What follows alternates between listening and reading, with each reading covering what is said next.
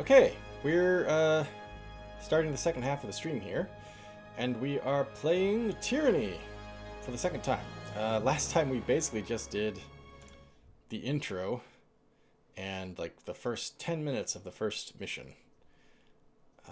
There's some people called the Oath Breakers that are attacking us, and we are defending ourselves and trying to kill them off. Alright, we killed a bunch here, and now we're going to do some exploration. Rusted iron sword. Guess I need all the money I can get right now. Several skulls. Bleached by the sun and picked clean by carrion birds are... What? Oh, you can't see this because I'm in front of it. Spiked on a roughly hewn post, it is the only heraldry the Scarlet Chorus needs. Weapons and armor are strewn haphazardly around the cart. Every blade shows signs of rust, and every piece of armor is in need of repair.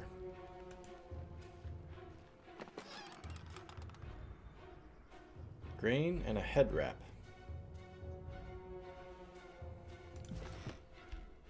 Okay, and right, it's me and Verse. Violin the fourth. Diplomat javelin thrower, and Verse, who's a... what is her thing?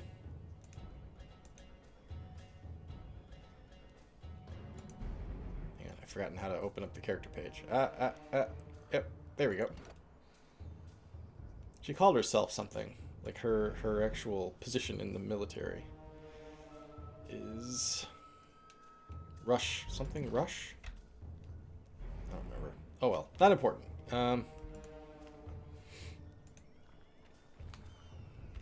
Oops, I accidentally hit the console there. Stacked. Ready for battle. Scarlet Chorus is smeared in blood on the tattered cloth tent. No effort was made to repair the gaping tears. Kairos ordered the original icon of the disfavored erased from memory. For over 100 years, the disfavored have kept...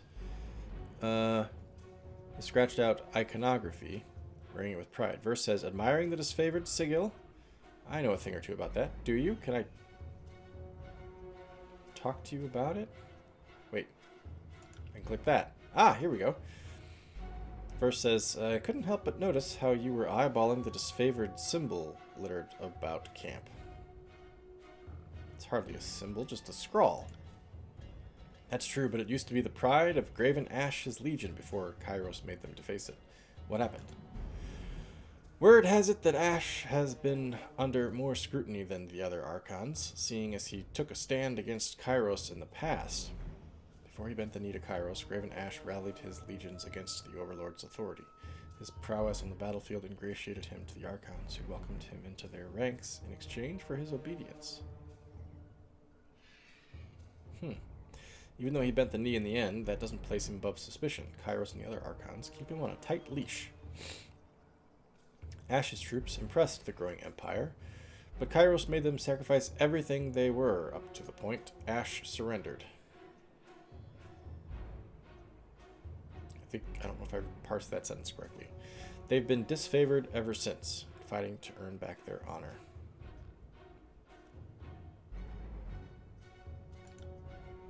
I guess that's why you don't cross the Overlord. Kairos holds a grudge with a mean, jealous streak. Okay. I don't blame you. Compared to the Scarlet Chorus, the disfavored are about as interesting as hard labor. She's definitely a Scarlet Chorus fan, isn't she? Well, I guess she's a member, so yeah.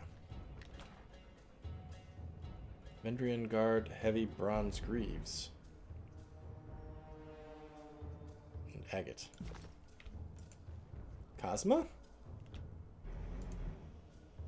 What are you doing? You'll draw attention to me. Oh, it's a dude. I thought it was a dog at first. Okay. Can't do anything with that guy. This torn banner bears the scratched out icon of the disfavored. The army's original symbol has been lost to history. And Graven Ash has never ordered a replacement, preferring the blasted icon over all others. Ooh, wait a minute. How do we get to this?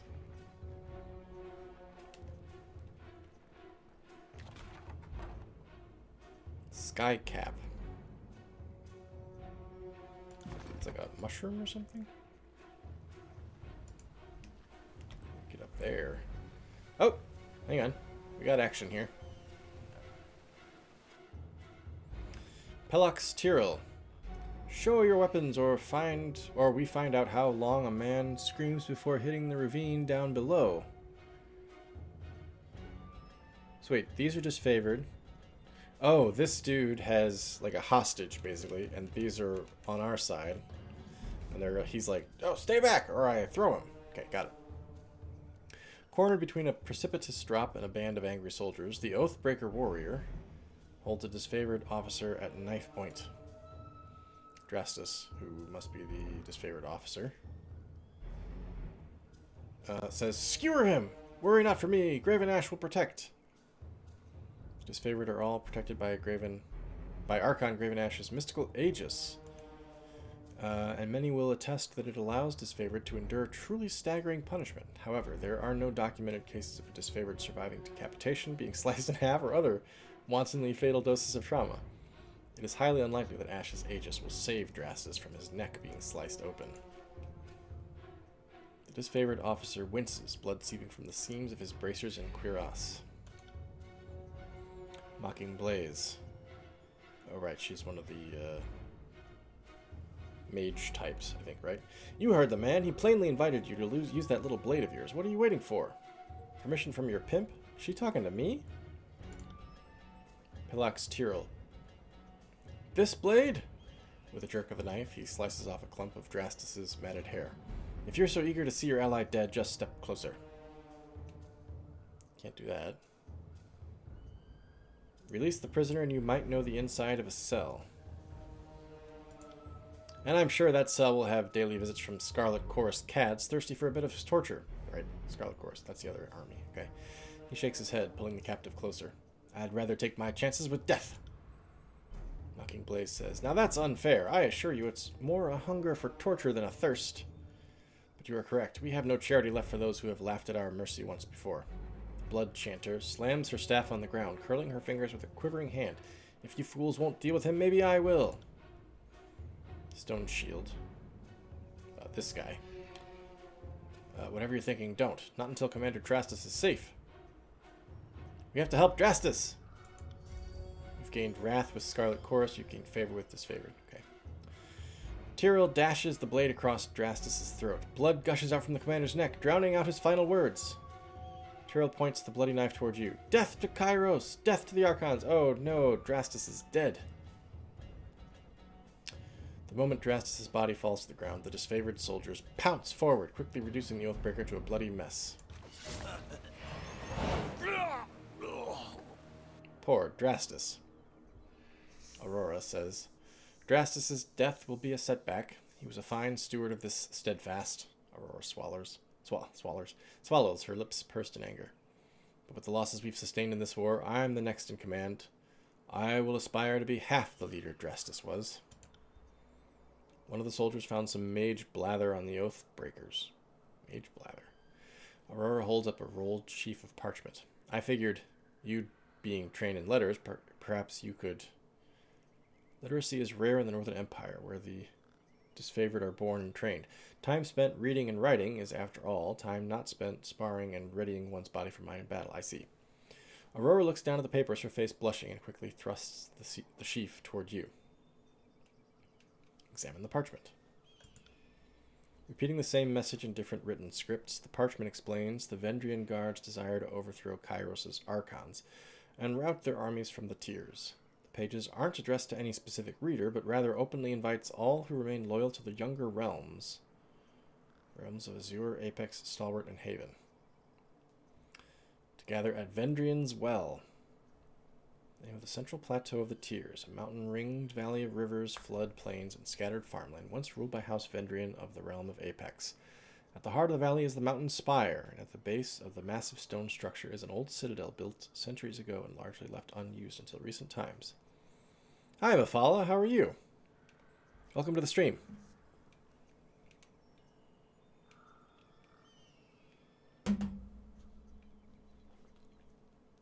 We're just playing a bit of Tyranny. Let's be honest about this. recruitment material. They were trying to bring more traders to the fight, says Violen the Fourth. Aurora says, there were likely other groups trying to flee the valley, but we can rest, knowing we stopped this group. It's a shame it's at such a high cost. The Archons are expecting you at the disfavored war camp. She's pointing very directly. I'm really enjoying it. The opening, kind of character creation and choices during the campaign to conquer this area was a really interesting way to set up your character. I thought it was neat. We're only, not even halfway through what is the tutorial mission, so there's still quite a lot to learn, but it's been good. When you are ready to leave, exit by the southeast gate and keep going that way through the foothills. Okay, see ya. Talk to these dudes. We will return to the north in triumph. Okay, sure. Thanks for your help, Fatebinder. I took a spear to the side, but I can't even feel it. What does this guy have? Bronze falcons. Bangles. Water. Sigil of distant impact. Did Drastus have anything? No. The once pure water of Queen Lycaris' tears has run red with blood since Kairos forces invaded. Ooh. Yes. Creepy. Yes. Can't do that. What? Oh. Where the hell do we go next? Sorry, I can't. Can't do that. Yeah, no, I hear you. Wait, what can we talk about now? Need to talk? I suppose I can give you a moment of my time. First crosses her arms and regards you with curiosity. What do you need? Oh. Interesting.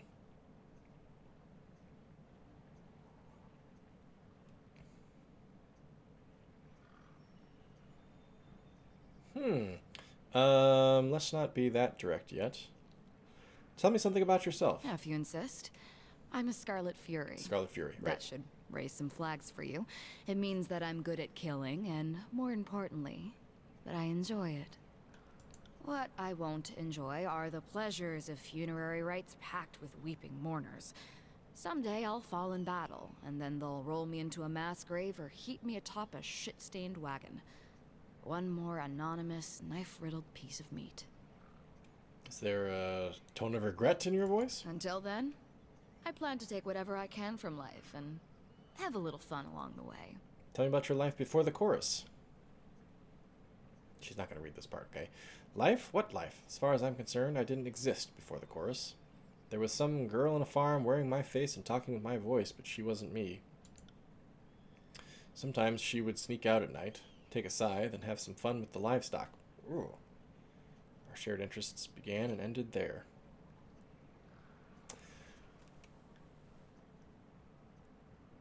What was I watching recently? It was a movie, I think, that I was watching. Or maybe it was a TV show. Okay, Walter, see you in a bit. That made a really interesting point. Maybe, was it The Expanse that I was watching that made this point? Was it? I think it was a movie, but maybe it was The Expanse, because I've been watching The Expanse with my oldest son recently. I've read all the books, but I hadn't watched the show yet. But anyway, one of the characters in whatever I'm thinking of is talking about how how traumatized you are after you kill a person for the first time, kill another human being for the first time, and how afterwards you think like that couldn't have been me, that was somebody else that did that. How could I have done this? The person that I am couldn't have done that.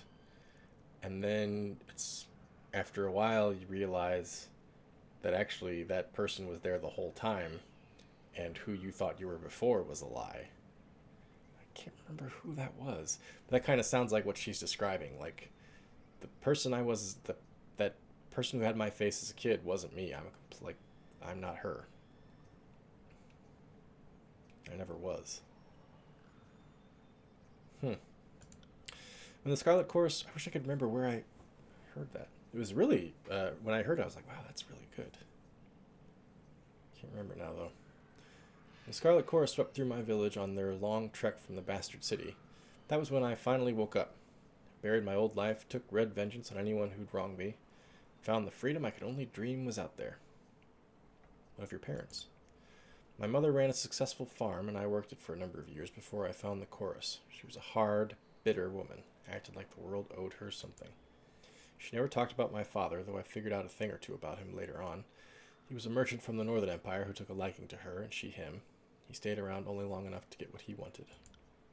But never mind him, my mother never had what you would call taste, so he couldn't have been terribly influential to me if he did stick around. Why would I ask that? I'm a proud member of Kairos' army. How did you end up getting conscripted? How did I think you have the wrong idea about me. The chorus didn't take me as a sobbing maid. I strode in their camp and enlisted. Someone tossed me a dented blade.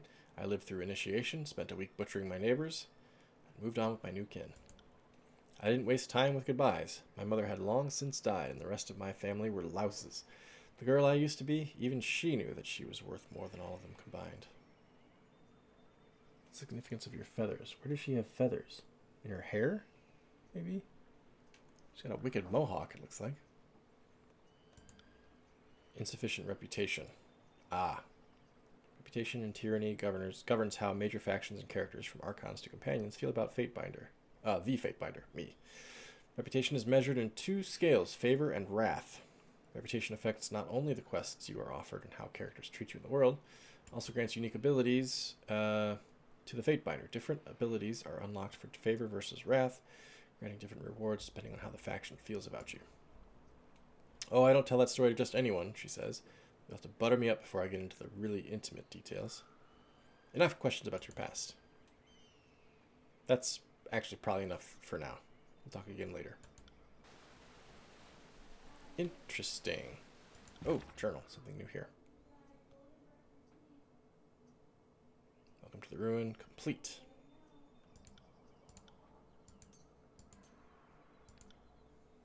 Travel to the disfavored camp. Alright, we're on that.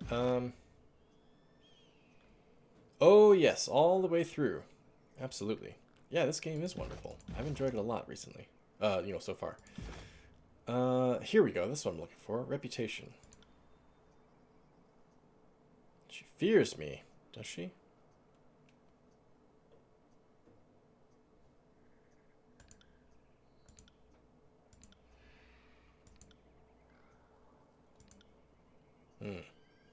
Scarlet Chorus doesn't like me very much.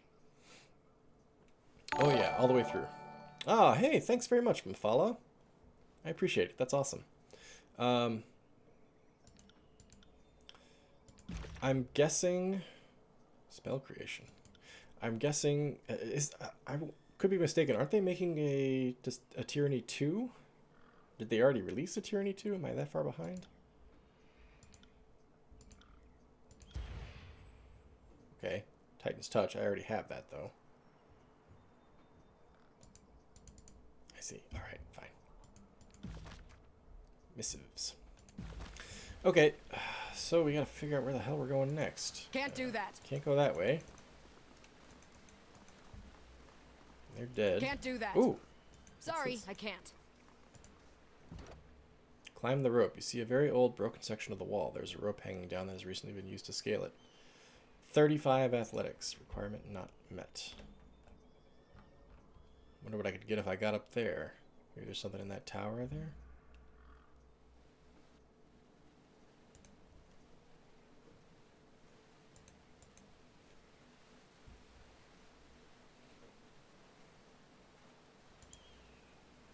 How did you get to that?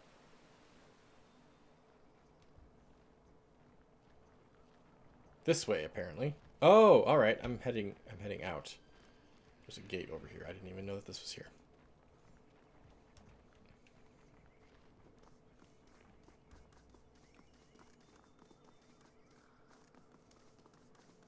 Can I do this one, do you think? Ooh. 30 athletics. We can do this one.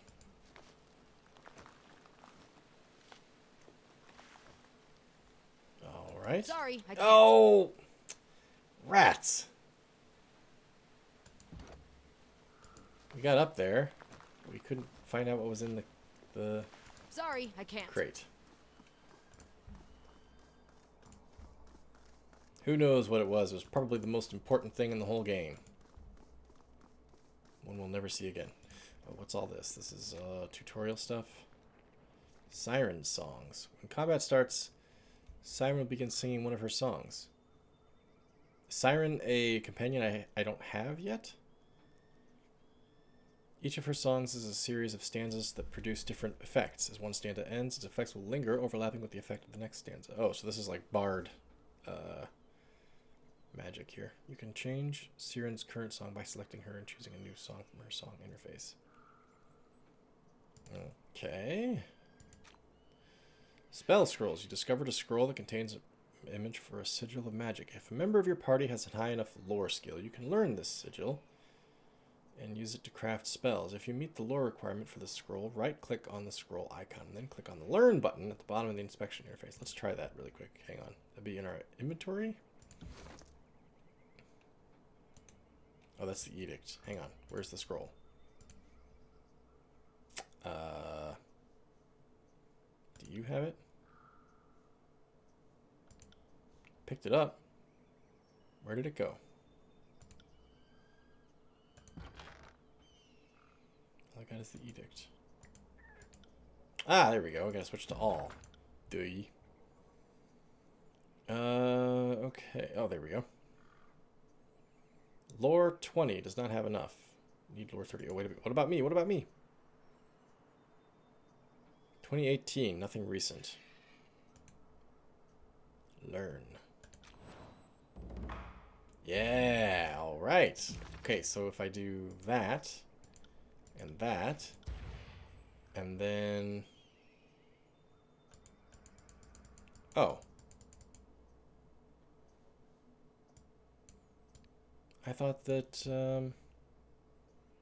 magic in the world of tyranny comes from learning how to perfectly scribe sigils and empower them with energy. Open the spell interface by pressing P. Rats! I was thinking that this would allow me to add an accent.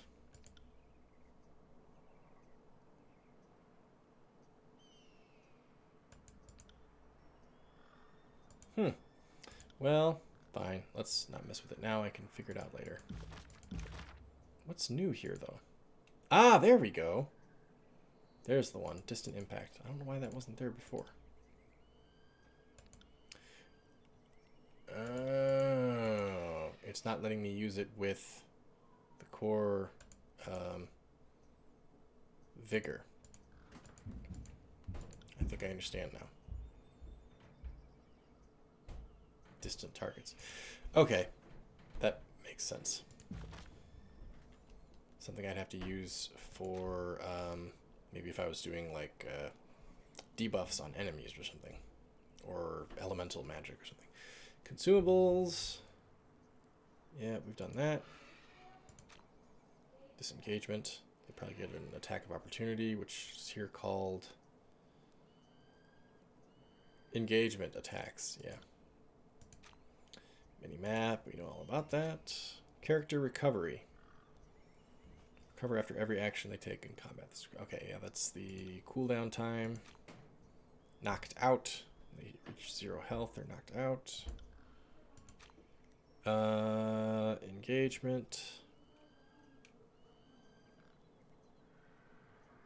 Disengagement attack. Okay, so don't switch opponents in the middle of a fight, is what they're telling me. Hold down tab. Good grief, look at all this. Skill increases, we know how to do that already.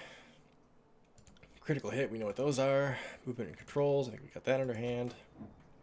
Characters, blah, blah, blah. Okay.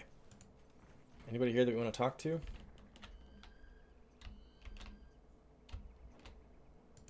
This book. Kairos should not have accepted the Vendrian surrender. Hail, Kairos. I think the last thing we can do is get out of here. Okay, so this is where we come in. This is the big spire. In Vendrian's Well, this whole valley is Vendrian's Well, I take it. And we're marching down, down, down, down, down, down, down to the disfavored camp. This fort was constructed shortly after routing rebels along the valley's western edge. The Archon Graven Ash directs all disfavored efforts from this location. It'll take us 3 hours and 15 minutes to get there. Let's go!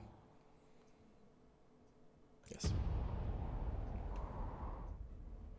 Speedy walking.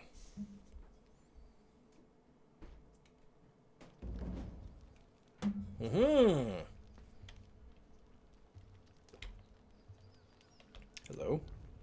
What's all this then? Take what you can carry, but leave the cart. Otherwise, we seize you and your wares. What's going on here? Crescent Runner, member of the disfavored, says, "Hail, Fatebinder." The disfavored scout nods at your approach. Camp's on up ahead. Don't mind us, just clearing out the rabble. Sterling Hagnon. Can you see that guy? Am I blocking him? I still don't understand what I've done to offend. I respect that these are now disfavored lands, and I'm happy to give the Legion a proper toll. But she's going on about trading rights. What nonsense is that? I'm not allowed to trade one thing for another? It's not like I'm selling weapons to angry peasants or anything of the sort.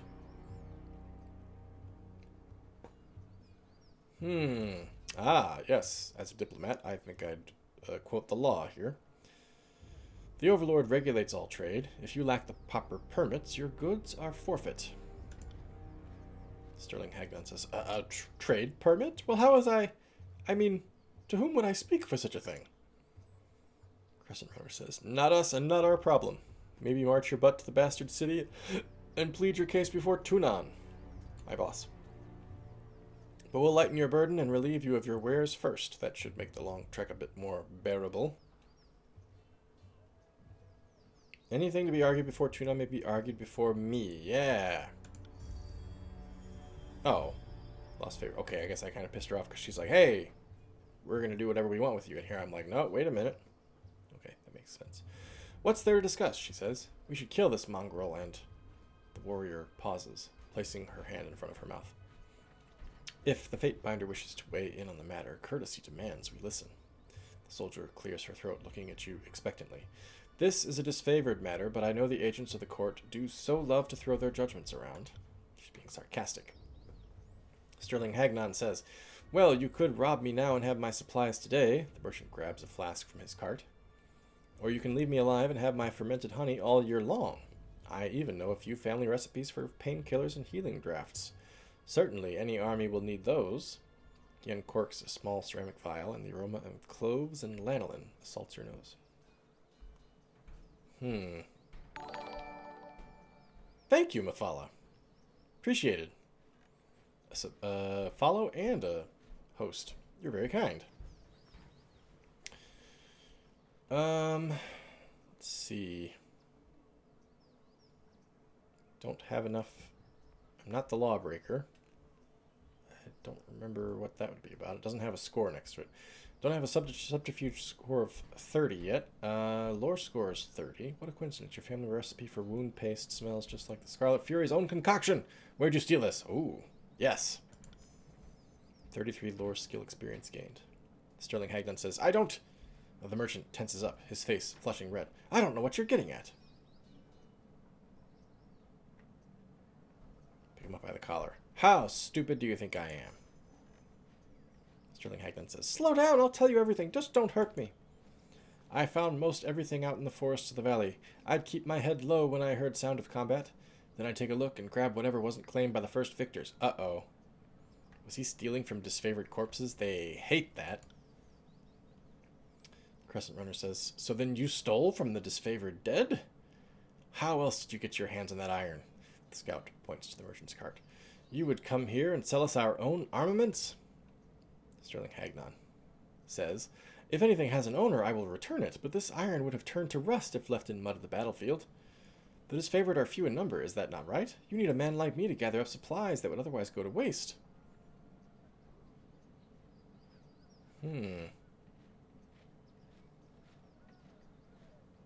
I think, you stole from the Archons and then wish to sell it back. Your life ends here. Yeah, that's fair. In my fascist Kairos worshipping ways. Gained favor with the disfavored. No! Please! I can explain! Crescent Runner says, how do you know a tearsman is lying? His lips are moving. The soldier nods to her comrades, and then with a quick flash of iron, the merchant is gutted. Oh, verse like that, okay. Verse says, clean kill. Cleaner than he deserved, anyway. I would have done a better job of it, but I don't begrudge you currying favor with the ironclads. Crescent Runner says, let's pick through what's useful. If you find anything of merit, report it to the Iron Marshal. I presume is Graven Ash. And Fatebinder, thanks for making the right call. Every time we show the locals a dram of civility, they spit on our good nature. Let us never fall for their treachery again.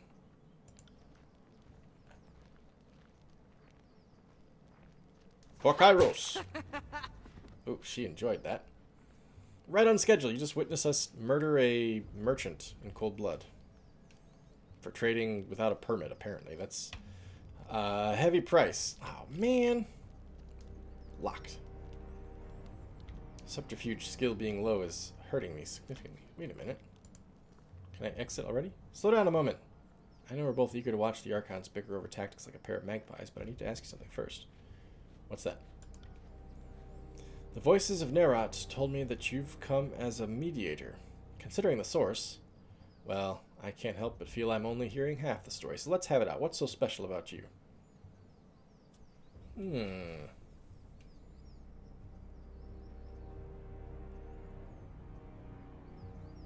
Should we be honest with her? We don't really know that she's our companion yet. She's tagged along with us, but we have no reason to think she'll be with us for the long haul. Let's just find out why she's suspicious. It's just a feeling I got. When the Archons are together, the air gets as taut as a bowstring. I can't help but think that no amount of compromise will get them seeing eye to eye. Foreshadowing, perhaps? So why invite a mediator from Tunan's court? It doesn't add up. She's clever, this one. Let's avoid the question for now, though. Why do you think the Archons are at odds? I've been with the Scarlet Chorus since the early days of the Conquest, so I can say... Yeah, well, I mean, I don't... Okay, so here's the thing. When I did Skyrim for the first time, right, Anaig's character is the closest to who I am in real life, in terms of, like, being a goody two-shoes and not wanting to upset people and always going out of her way to do the right thing. Trying to play a different character is really having to step out of my own mindset. That first character that I played was most like me because I didn't really know much about, acting like somebody else. I was just kind of role-playing myself. So this kind of game is running very, very counter to who I am as an individual. But, like an actor will say, like, it's fun to play a villain, so sure, let's just dive right in. Let's just be a villain. Let's be a bad guy. I've been with the Scarlet Corps since the early days of the Conquest. So I can say it's been building for a few years now. There's an energy about those two, like a pair of storms moving to collide. Oh boy. I heard tell that Graven Ash and the voices of Nerat share some bad blood in the Northern Empire, but I don't know any of the particulars. Yeah, I think the first one. If Kairos commands it, they should put the past behind them. They are unfit to command if they can't. Gained fear. Ooh. Quick to anger, are we? I'm not disagreeing with you, but I would take care where you speak your mind. Someone is always eager to report slander to their favorite Archon. Uh-oh. Is she going to report us to the voices of Nerat? It seems like it would, Mafala. It seems like all the decisions that you make have a lot of permutations. There's a lot of... The tree branches quite a lot. Versus, I don't know, a game like Mass Effect, which I love, but the choices that you have in Mass Effect have very, very small repercussions. The game still kind of lumbers in the same direction no matter what you do, Whereas this game feels like there's a lot... I mean, I'm very early in, but it seems like there's a lot of possible branches here. With all the power they wield, those types are not quick to forgive. Has he told you anything else? Only that I could find you in Edgering Ruins. Truthfully, I could have picked you out of a crowd. You're the only one of us who hasn't spent the last few months bathing in the stink of the Mittani River. She laughs, but there's a forced nature to it. Sounds like Holy Grail. I was like, oh, it must be a king. How can you tell? He's the only one here that hasn't got shit all over him. That was me walking in. Hello, everyone. I'm here to deliver an edict. Like, oh, it must be important. Why do you say that? You don't have shit all over you. You know what? I think we would respect how smart this woman verse is. She's a cold-blooded killer. We just kind of imagined at first sight that she was kind of a brainless slayer. But she's demonstrated some insight. And we're a diplomat after all, so we want to try to keep people around us happy, or if not happy, at least allied. So let's be honest. I'm here to deliver an edict from Kairos. Verse says, that makes a crazy kind of sense. Considering how long the siege has taxed the armies, I can understand why Kairos would send you with an edict to speed things along. Have you read it? Do you know what it says? I think I do, yes. The Archons must claim... Should I tell her this, though? That might be too much. That is not for you to... Yeah, I'm not going to tell her that right now. Not for you to know. Verse says, if you're telling the truth, I suppose I'll hear about it soon enough anyway. She nods to herself. Let's get to the Archons. More loyalty. Good. The war tent is just past. I love when they point. Bam! That's a forceful point right there. Straight backed. Like a Roman legionnaire. I don't know, maybe. The war tent is just past the center of camp. She nods toward the northeast. One last thing. Be careful around these disfavored types. They take their work seriously, and most have suffered too many blows to the head. So wait, where does this take me then? Because this took me... This was where I came in. Where does this go? Oh, can I... Oh! Can I just X out of it? Yeah, okay, good. That's what I wanted to do. Alright. Okay, fort... Seems like there's an entrance over here. Let's just sniff around the outside here. See what we got. I'm just holding down the tab button so anything we can look at shows up. A humble grave lies before you. A battered sword has been used as a marker. The initial B. A modest grave for the Archon's son, Brennix. We don't bother with funeral rites in the chorus. No point in thanking conscripts for their duty. Oh, so that's Graven Ash's son? The disfavored son?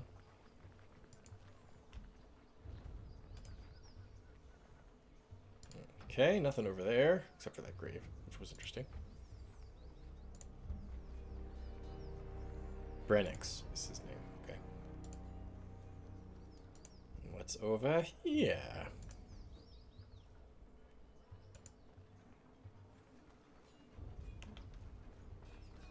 Alright, she has different stances, okay. The wood used for these parapets is pristine and finely cut. These walls have yet to see any battle. These spears are uniform in their quality craftsmanship. Good. I'm going to inspect the spears while I'm here. That's one of the things I'm looking for, quality craftsmanship. A stone shield. Well, look at you. Our gate crasher from the court. The Gates of Judgment is the name given to the mountain pass separating the tiers from the Northern Empire. The treacherous scree slopes and deadly rock slides create a nigh... My gosh, there's so much information in this game. A nigh impassable barrier responsible for centuries of peace between the two regions. In 428, Kairos' armies began the conquest of the tiers by smashing through the Gates of Judgment. As a young Fatebinder tasked with seeing war, you were part of this first glorious assault. Okay, yeah, I remember that. Having joined with a disfavored phalanx, you fought along the mountain slopes, proving your worth alongside the ironclad soldiers. Though you were not considered a member of the Insular Legion, those who fought with you fondly consider you one of the Gate Crashers, a veteran that can boast having seen the war from day one. Oh, cool. Okay, so this dude's like, hey, we remember that you kicked ass with us way back when. Gate Crasher from the court, still in one piece. The guard pounds his chest plate in salute. Oh, there he's doing it right there. Yeah. Welcome to disfavored camp. Always happy to have an honored ally pay us a visit. Salute! Graven Ash protects. That he does. The warrior nods in approval, then taps twice on the gate to signal your arrival. Be well, Fatebinder. Glory to Kairos. We're in. Addendum added. What does that mean? Oh, to the journal. Kairos' edict must be personally delivered. The two Archons are currently meeting inside Graven Ash's tent at the north end of the camp. Roger. Alright, come on, Verse. Let's check this shit out. Spears. Yep. Imbued Rod of Strength. Yes. I've often been told I have an imbued Rod of Strength. Sparring dummy shows the deep gouges of hard use. These arrows reflect with precision and care. Precision and care. You can't make out the ironclad soldier's expression under his twisted helmet. He merely stares at you. This guy's name is Barrick. That's just a grunt. No offense. None taken. What movie is that from? What movie is that from? It's just a grunt. No offense. Shh. I can take this shit. Yeah, sure. Take it, man. We need all the help we can get. Isotanus. Isotanus curses the air as a blade of thin iron breaks in half beneath his hammer. Repairing weapons with scrap isn't exactly why I got into this craft, but our supplies are spent. He wipes the sweat from his brow and gets a better look at you. Why not forge bronze? Is this supposed to be like end of Bronze Age, transition to Iron Age? Like they have iron, but they're not good with it yet? Isotanus says, bronze will do in a pinch, don't get me wrong. It can take a beating and get bent back into shape, unlike this stubborn iron we have here. He glances at a pile of his work with dread. And we always have plenty of tin and copper lying around, so supplies aren't the problem. It's a rare smith who can churn out military-grade bronze consistently. Thanks, Mafala. Appreciate it. More often than not, it comes out soft. Look around camp. We're garbing the Legion head to toe in iron because it's cheaper and easier to produce for the masses. Couldn't do that with bronze. With magic! You know, I think that the Bronze to Iron Age transition is a really interesting period for storytelling. I don't want to get into it too much because it's one of those like, oh, I'm writing a book. Oh, really? Yeah, sure, dude. Tell me about it when you've written it. But I have an idea for a story that I'd be like, oh man, someday when I have some free time, which I'll probably never have, but I try to write a story out of that. And the setting would be right at the end of Bronze Age, when it's transitioning to Iron Age, and how the production of iron weapons and armor would be politically cataclysmic, right? Because you'd have cities that were... their power base would be built around the fact that they were near mines for copper or tin, right? Which is what you use to make bronze. But then suddenly, if iron was discovered and better weapons and armor could be made out of that, then the political power of those towns and cities and everything that were around those Bronze Age, it would be, the towns that were around those bronze producing resources would crumble, and other towns and cities that were previously had very little power, which were next to iron mines, would suddenly have greater strength. It'd be pretty significant upheaval, I think. Anyway, my idea would be to have a story in that kind of setting. But I don't know. There's ideas bouncing around in my head, and I'll write down a note every now and then, or an idea about a character. But it would take a long time to write it, and I just don't have a bunch of free time at the moment. But hey, if the country gets shut down for coronavirus for a month, who knows? Maybe I'll just write for 5 days a week or something. Thanks. Yeah, in my head, it's a really cool story. But of course, executing it is a completely different matter. My thinking for the setting is kind of a combination of like ancient Greece, so like Bronze Age Greece, with kind of the not geography, but like the kind of political layout of like Han era Japan. Han era China. So the way that the politics worked back then with in China rather, with a centralized empire that had enemies around it all the time, and there was constantly conflict brewing. Combined with like Bronze Age Greece culture, combined with kind of a nomadic, maybe not nomadic, but kind of a more like barbarian Germanic kind of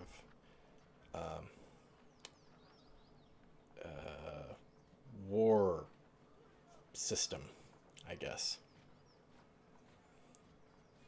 So the idea is that the government and politics is kind of Chinese empire-ish.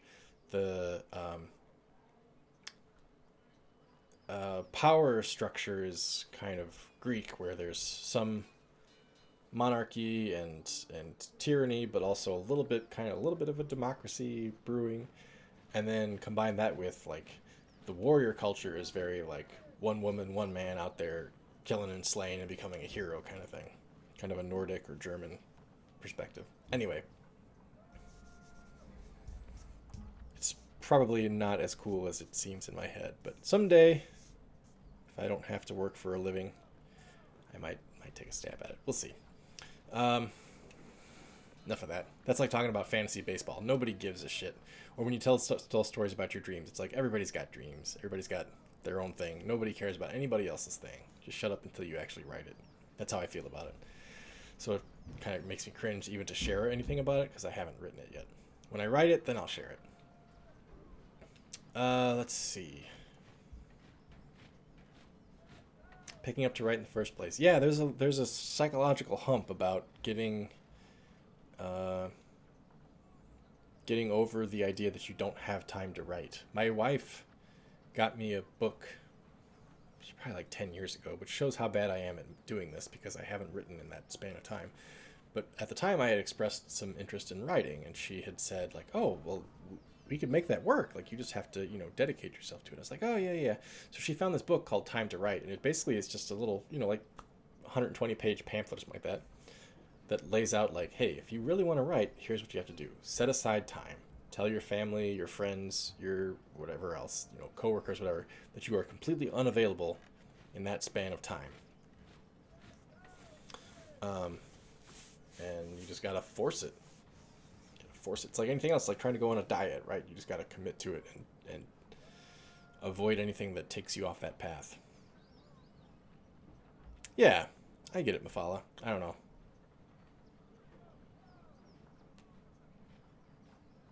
If I ever have something written that I could share with you guys, I'd post maybe a little bit on like Discord or something like that. Yeah, no, I get it, Revamp. I guess I want to avoid. I'm all about avoiding appearances. Perhaps to a flawed degree, where I'm always thinking in the back of my head, is what I'm saying right now boring the absolute shit out of the person that I'm talking to? Okay, cool. Mafala, see you in a minute. So I would rather undershare than overshare. Does that make sense? Because I'm always afraid that the person that I'm talking to, it seems weird, because here I am just talking to people on the internet. Maybe that's how I compensate.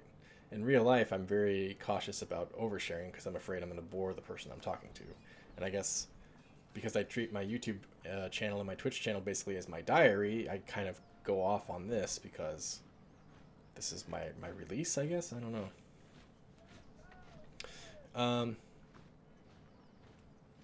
Lethian's Crossing apparently is the source for the good iron. Okay. Mentioned an iron shortage, huh? I can't remember if they mentioned this in the first episode or what, but this is very Baldur's Gate, right? Isn't the main quest in Baldur's Gate that the iron is bad and there's a shortage? Isotana says, I'm afraid so. The last shipment sent down the Matani went missing near Echo Call Crossing, and I'm afraid we won't be seeing any more now that, the valley is sealed. Forgebound. The Forgebound are mage smiths sworn to Kairos' service. Though their operations in the tiers are overseen by Tunon and his court of Fightbinders, each Forgebound uses magic as a tool to augment their personal craft. Okay, I don't care. Anyway, mages that make weapons, sure.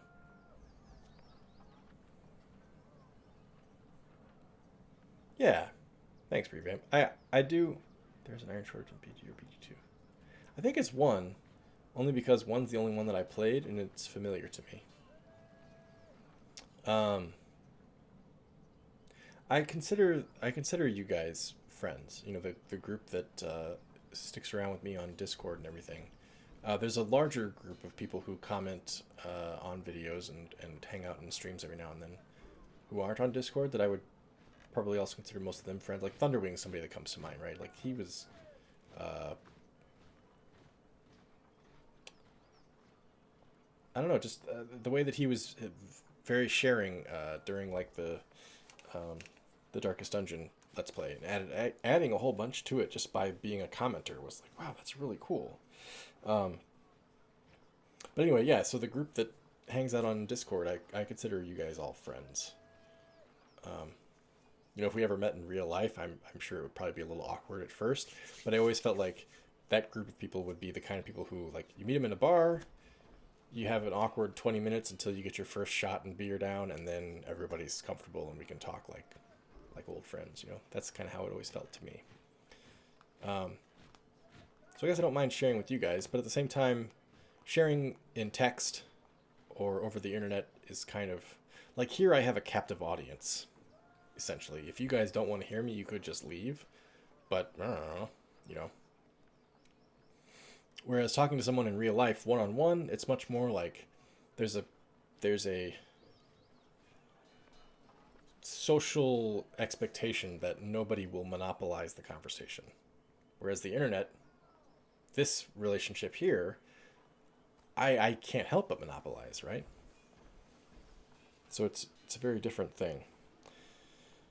So what I would share with you guys about, like, oh yeah, here's an idea that I've been kicking around in my head for a story.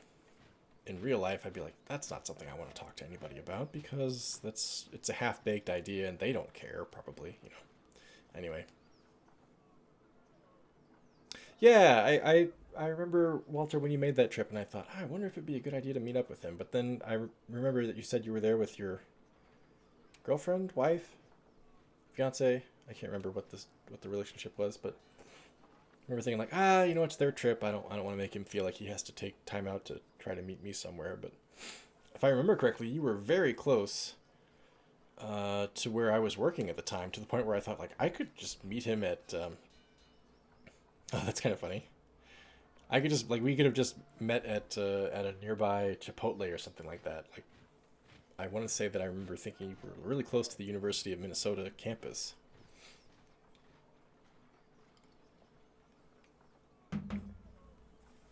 But yeah, it's yeah, Afro Grill. I ate at Afro Grill like every week. I go down there. They had some really good gyros there. Really good gyros. University Inn. Oh man, you guys were so close. Yeah, you were within spitting distance. You could have probably stepped out of your hotel and thrown rocks at my office window and hit it. I wouldn't have known who was throwing the rocks. You wouldn't have known which window to throw them at, but it theoretically could have happened. Yeah, it's a shame. Yeah, absolutely. I wouldn't mind that at all. And if I'm ever in Utah, where do you live in Utah? Do you live in Salt Lake City? Can't remember. And Revamp, if I'm ever in the Netherlands, God, I can't imagine. My wife and I talk about traveling to Europe someday, but it's hard. Just south of Salt Lake. Okay. I've only been in Salt Lake's airport once. I've never actually stepped outside the airport.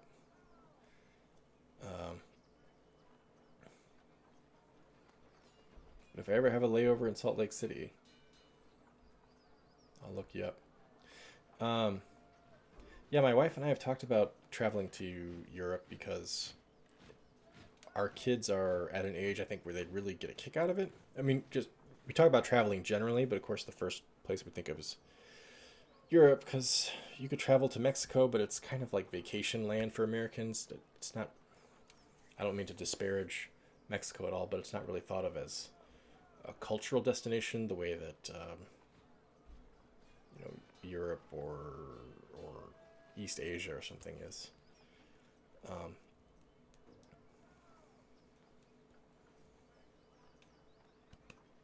But it's so expensive.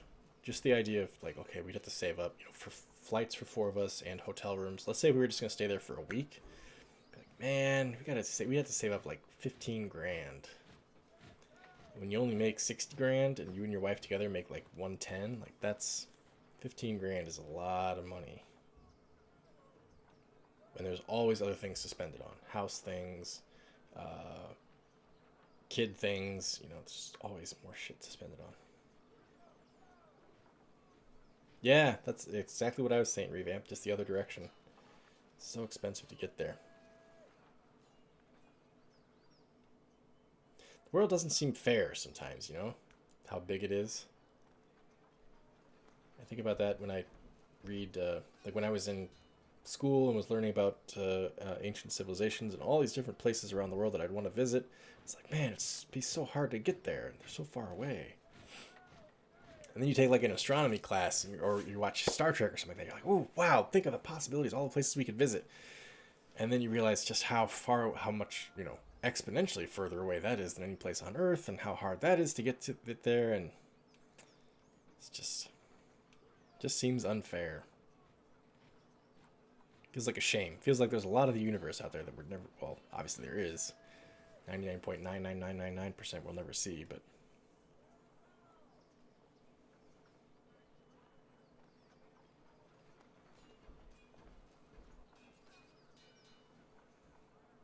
we are yeah, I'd say that we are comfortably upper, lower, middle class. Does that make sense? So if like the middle, so there's, upper class, middle class, lower class. If the middle class was broken into 3 tiers, we would be on the upper edge of the lower middle class, probably. I think that I grew up in the lower class. I don't think I was middle class. I thought I was middle class growing up, but looking back on it, once I got to like, my mid-20s, I thought, shit, my parents were poorer than I thought. Like, we didn't have as much money as I thought. We weren't poor, but we weren't middle class. So I think my wife and I are better off than my parents were when they were my age. Yeah, I'd put myself in the middle class, but at the same time, we're in the position where, like most Americans, we don't have a lot of money saved up. I think between the two of us, we have, not counting retirement savings, 'cause that's kind of, I guess that is technically savings, but it's untouchable savings, at least in my mind. Not counting retirement savings, we have maybe $1,000 saved up between the two of us.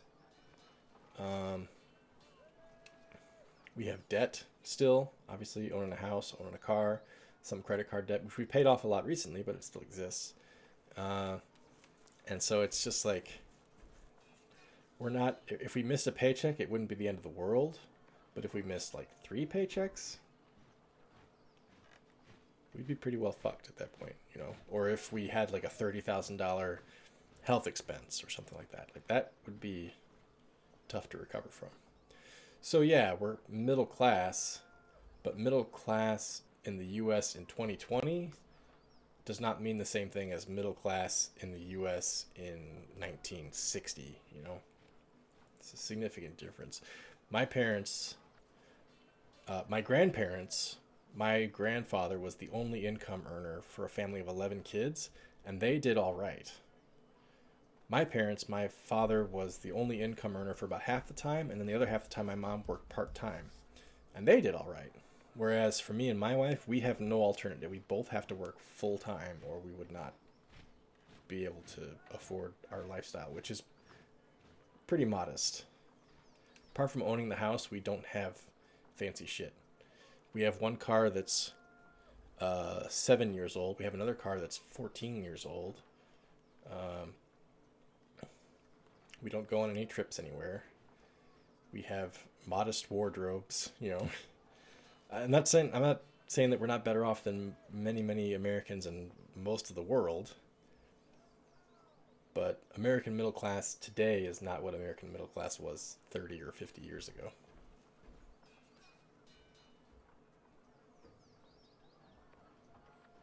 Yeah. I remember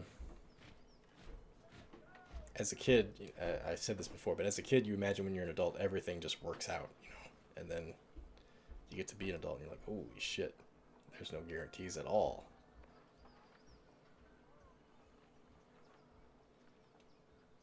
Everything's so fragile.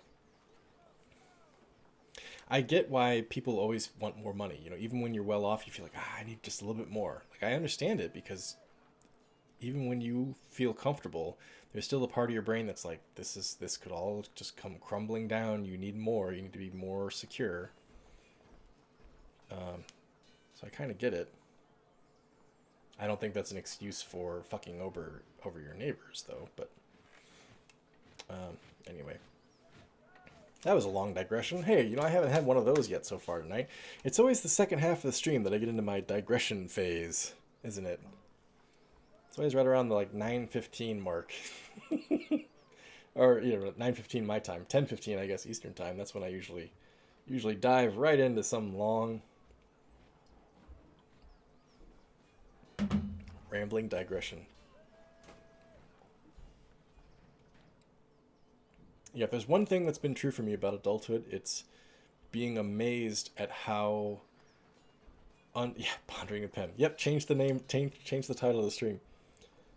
It's been amazement at how little shit adults have together. Adulthood does not feel secure at all. When I was a kid, I imagined it was just everything was wonderful. Well, maybe not wonderful, but everything was, you were confident about everything. Adulthood is the exact opposite of that. I feel like if you're confident about anything as an adult, you have no idea what the hell's going on. You must have the brain of a starfish or something, you know? No, we have no idea. And that what's really scary is that that's been human history for its entire existence. We're hanging on by a thread. We're ants being spun around on this giant rock that could be destroyed at any moment by any number of gigantic forces that are beyond our control. And we would be able to do nothing to stop it, you know?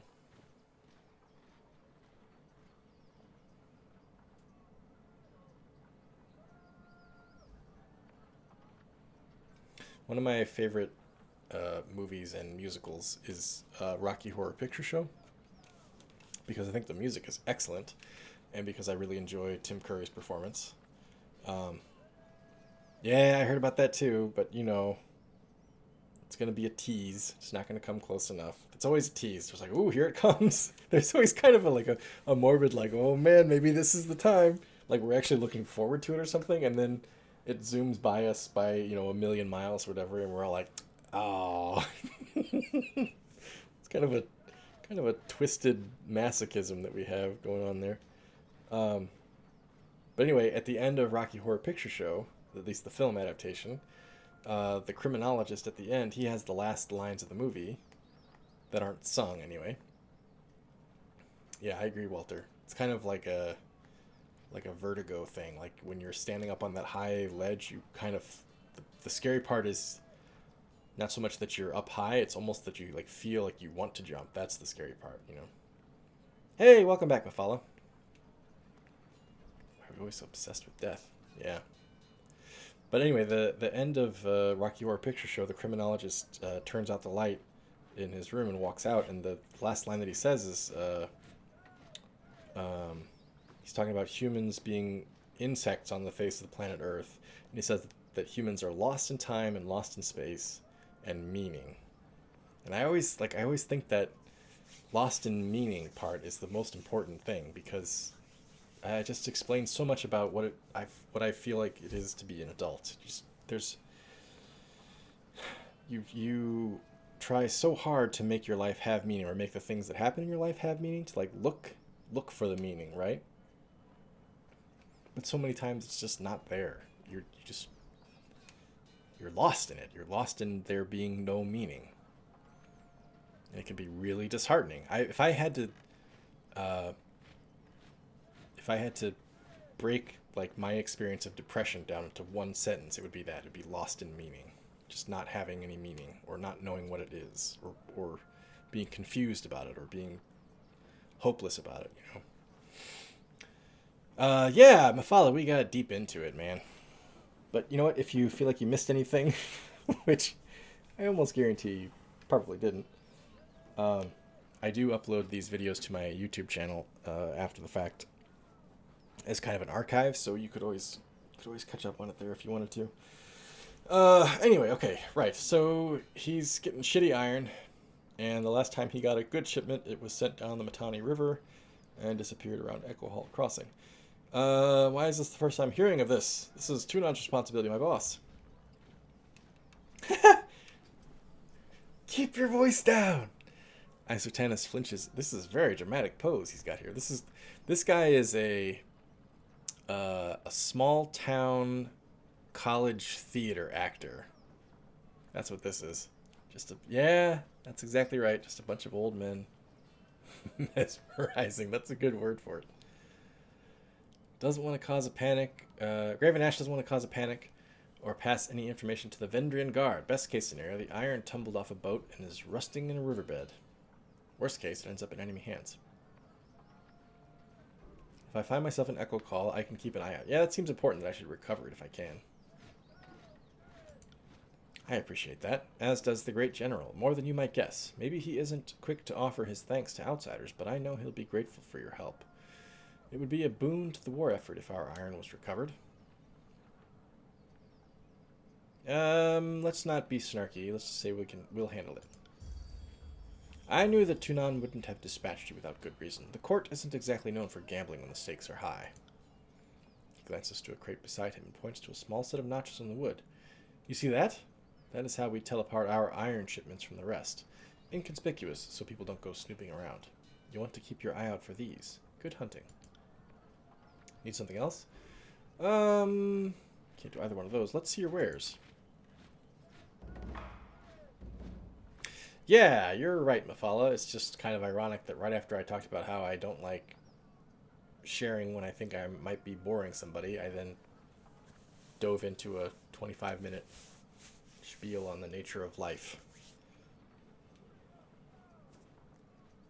Oh, speaking of the nature of life, I watched Shutter Island again last night.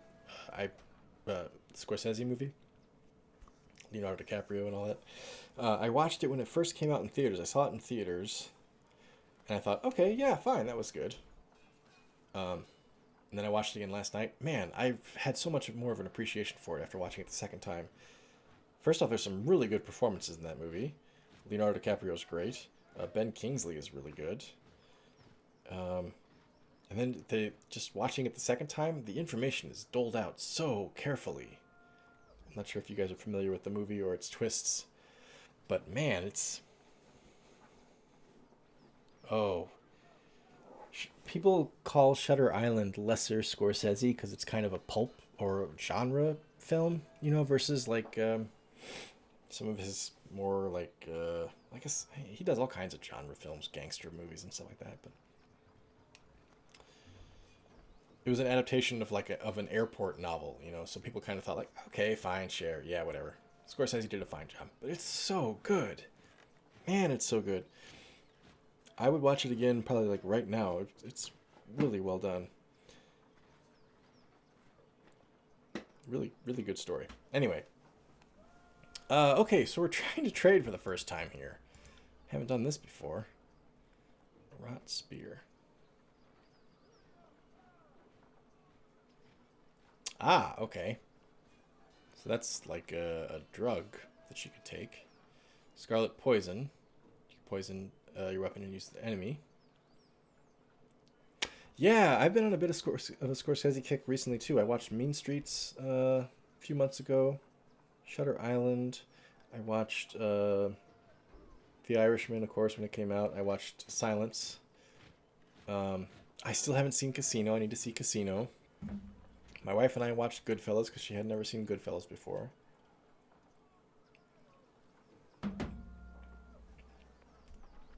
The big name ones I still need to see. I still need to see Last Temptation of Christ, Kundun, Casino. Oh, I feel like my 13-year-old son is probably the perfect age to watch Departed. He'd probably love The Departed right now. So probably should rewatch that. And watch Casino right after Goodfellas. Okay, no problem. That can be avoided.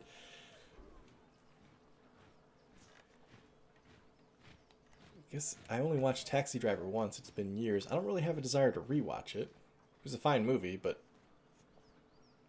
doesn't inspire a rewatch in my mind anyway. I can imagine, yeah. I know they get compared to each other a lot because of De Niro and Pesci being in both films. But I've always gotten I've always gotten the impression that they're very different movies, apart from the fact that the cast is similar. What was the other Leo movie besides The Departed? Oh, The Aviator. I haven't seen that.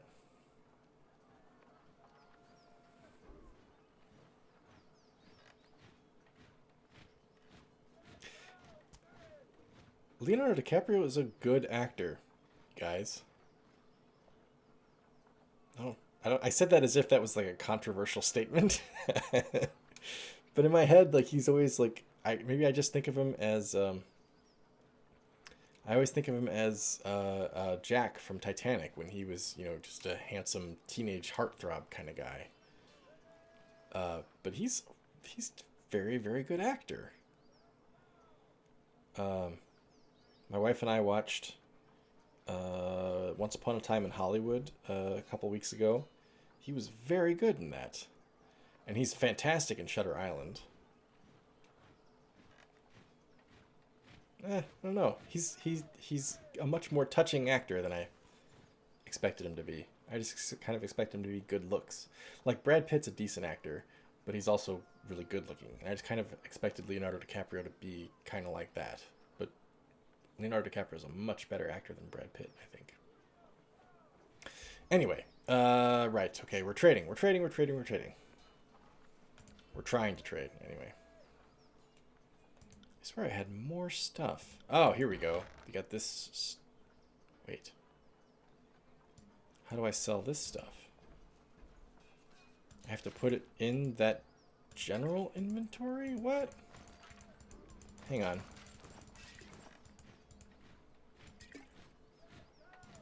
So the party stash is different than what you can trade. Is that what I'm learning?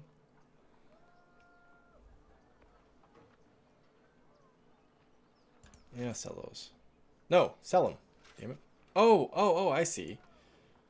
I am telling him us to sell it, unless I put it back in our inventory or the shared stash inventory. Ah, all right. This is making more sense now. Okay, hang on. Dude, I can't... Yeah, leave. I can't trade with you until I actually figure out what I want to kit myself out with here.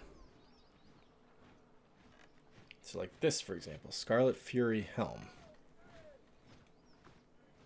Quality common. Deflection 5%. Recovery +2 versus +4. Accuracy +3 versus +4. Oh, okay. It actually shows the comparison right there. Yeah, that's handy. Okay, so this is better. It looks goofy.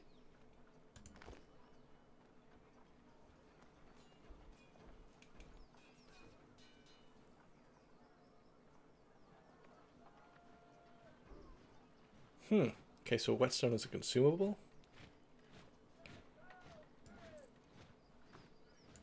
Ah, gives me haste. Okay, that's good.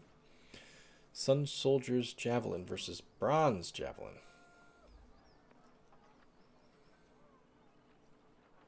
So it looks like the Bronze Javelin is better melee. The Sun Soldier... No, the Sun Soldier's Javelin is better melee. The Bronze Javelin is better ranged.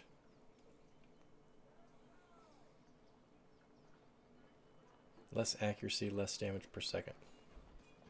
More armor penetration. Ranged. More armor penetration melee. Reduced recovery, more accuracy melee. Okay, but I prefer probably not to get into melee, so let's sell that. Whoops, we're not selling right now. Head wrap. Can you wear a head wrap?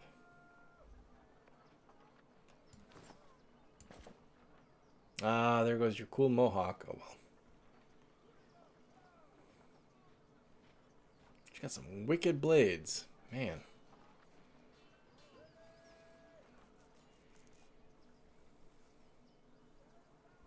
Nah, let's not switch that. No. Water. Bronze Falx.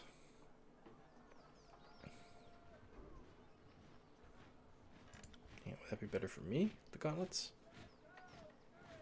Less precision. More deflection. Better recovery. Better unarmed DPS, but that's not going to be what I'm going to be dealing. You know what? Here, you put those on. Where did they go?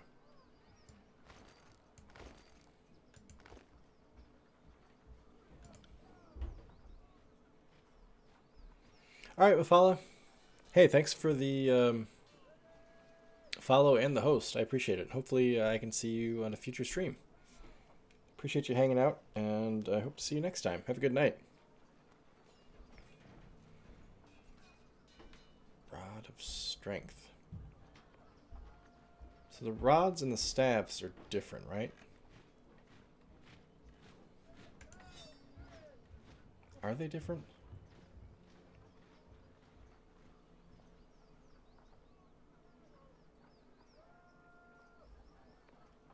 Yeah, let's not mess with it right now.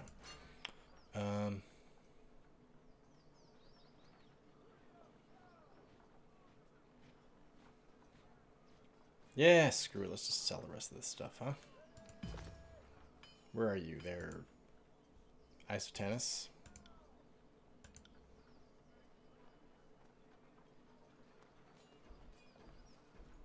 Oh shit, how did I not notice this? This might actually be better armor for her.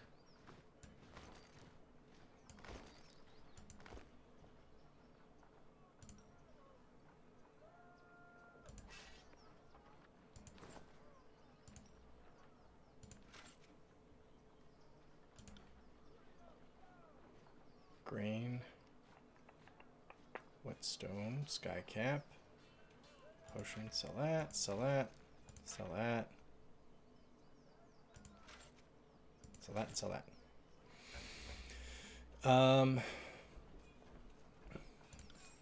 So we now have, okay, so this is like camping supplies, okay. Iron rings, bronze rings, copper rings. I'm assuming it's like 10 to 1 or something. It's kind of a metric system, right? Something like that. Maybe it's not 10 to 1, maybe it's 50 to 1 or whatever. All right, good night, Mafala. Thank you very much for hanging out. I appreciate it.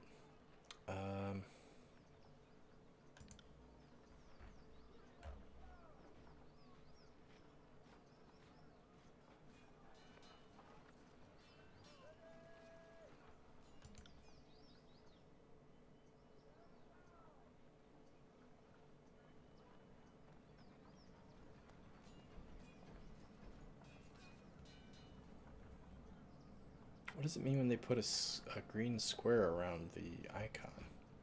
Like that.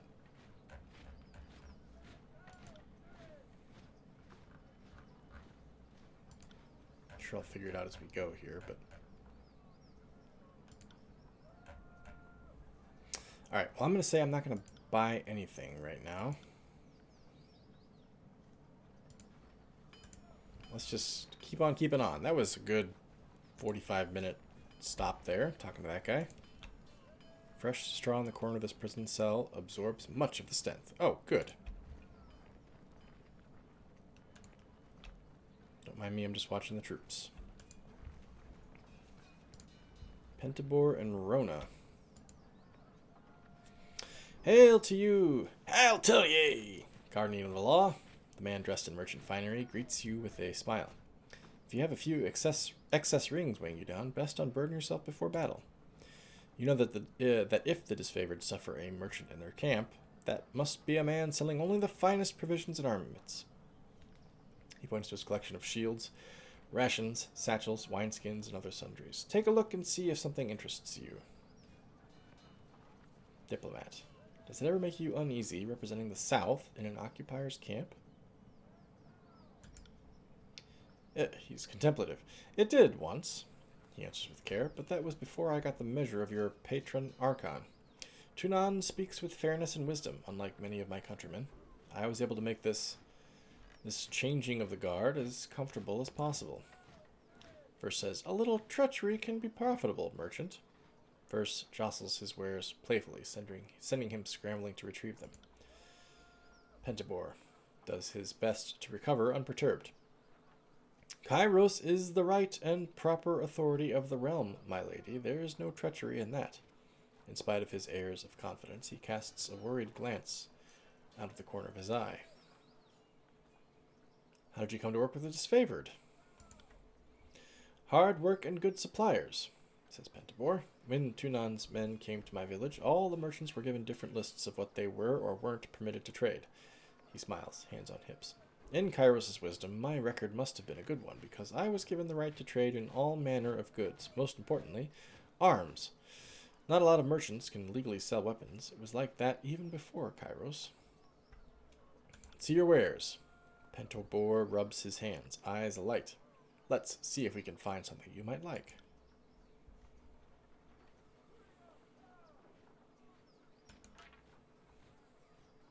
Bronze javelin. I have a bronze javelin. No.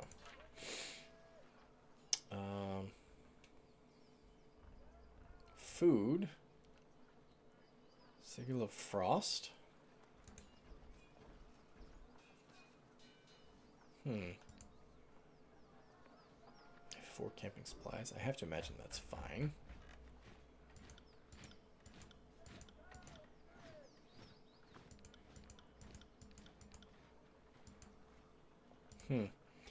Okay. Not gonna bother now. Who are you? You're a Rona. Got no time to chitter. Too much armor to mend. Speak to Uncle Pentabor if you've got rings to trade.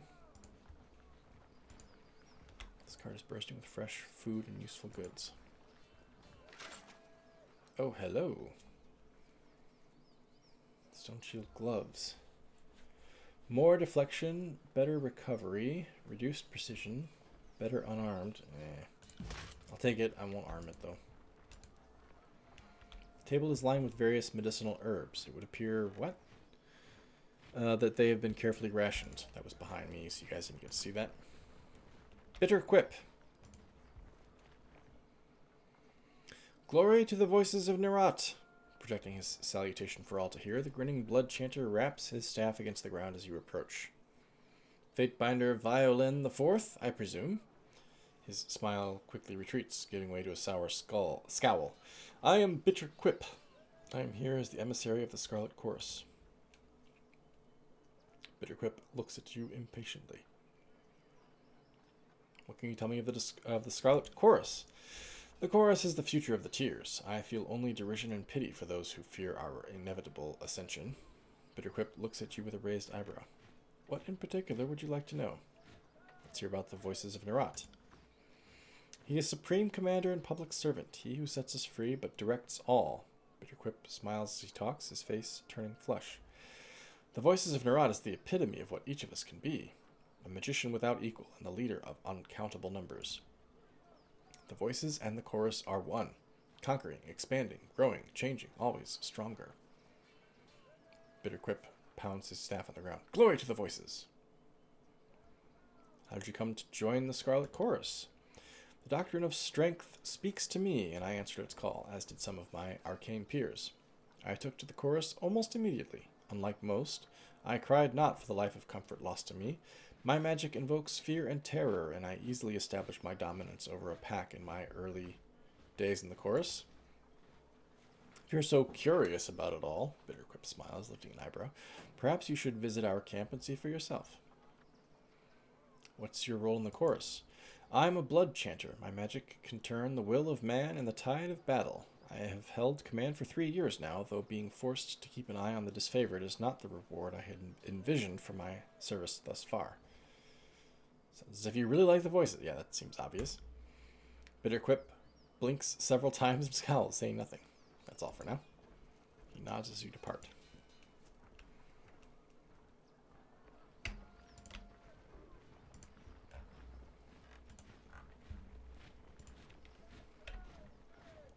What we have here.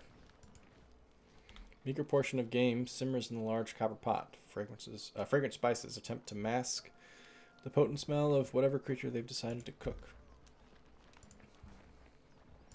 Kia and Marcus. What's this? Bronze War Mace. From your vantage point, you see tents trail off, obscured by the rising smoke of campfires. The soldiers you see appear somber and quiet, a calm before the storm. Lucia. I am Lucia. This is Marcus. The disfavored soldier points to the armored man next to her. And you must be the Fate Binder. From under her helmet, you hear an audible scoff. We've been assigned to babies. Marcus says, assigned to your hospitality. Marcus quickly interjects, while you remain on disfavored ground. If you should need a place to rest, we can make the necessary preparations. What can we do for you? Tell me about yourself, Marcus? Not sure there's much to tell you. I trained at Fort Resolution. This is my first campaign, and I'm proud to be with the Legion. I was wounded at the gates of judgment, but Graven Ash's protection mended me good. I owe my life to him. Lucia says, are you bragging that you let your guard down and took a spear to the gut? You really shouldn't boast about a filthy tearsman besting you in battle. Lucia rolls her eyes, which I don't know how I could tell that, given that she's wearing this crazy skeleton mask. You're just bitter, says Marcus, that Lord Ash never seems to notice you.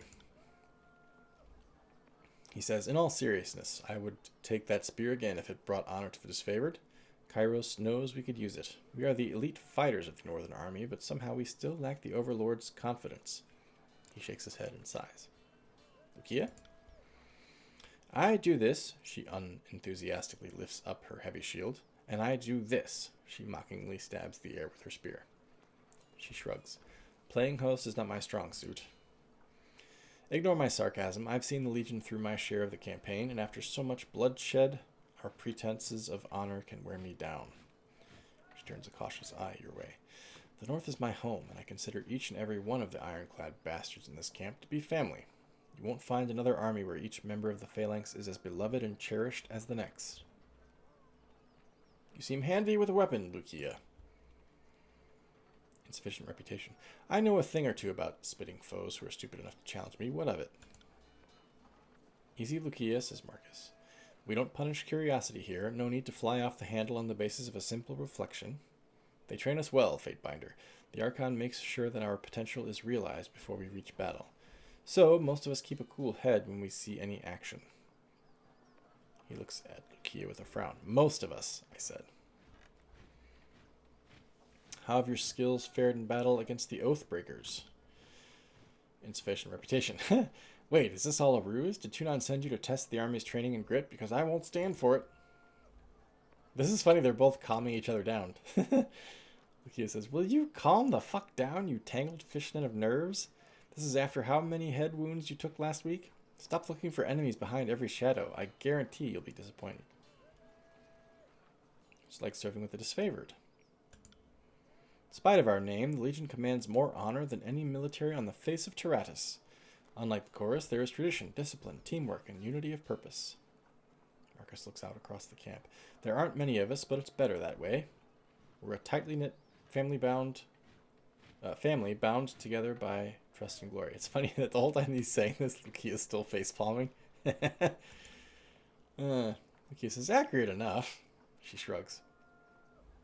After seeing the disunity and bickering of the younger realm defenders, I feel lucky to be in the most agreeable legion of Kairos' host, even if we're not always the most efficient.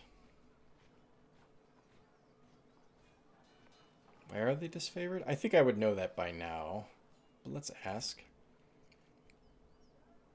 Insufficient reputation. I'm afraid that isn't for me to say, says Marcus. Others around camp might be able to tell you more, but I don't freely discuss the great general's history to outsiders. Kia says, but she's face-palming again. But you'll say that it involves the great general, which is already telling a clue, idiot. Already a telling clue. Drat, says Marcus. At least the Iron Marshal isn't within earshot, or I'd be washing my mouth out with wormwood. Training?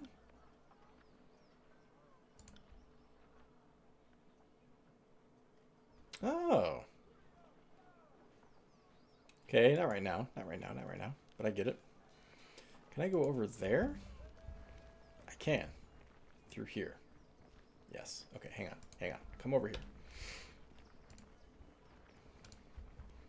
Carefully skinned game hang from this branch. They appear sickly and malnourished.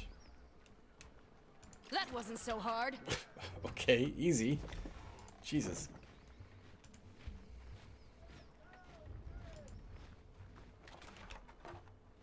Fish! More water.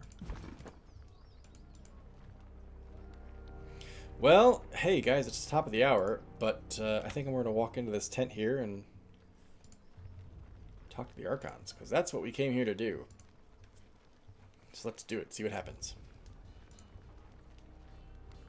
The Archons await you inside, Fatebinder.